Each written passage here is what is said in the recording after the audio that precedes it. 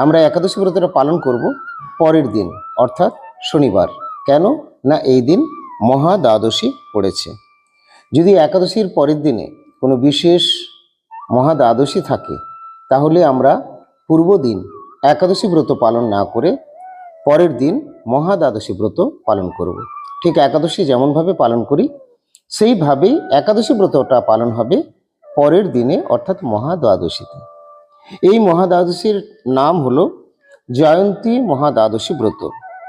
জয়ন্তী মহা দ্বাদশী ব্রত আমরা পালন করব এবং পরের দিন এই ব্রতের পালনের সময় হচ্ছে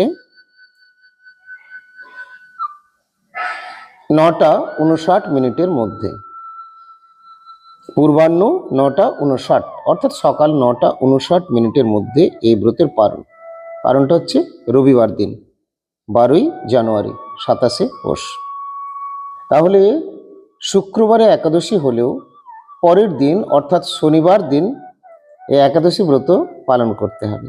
কেন না যেহেতু মহা দ্বাদশী পড়েছে। আসলে শনিবার দিন হচ্ছে মহা দ্বাদশী ব্রত।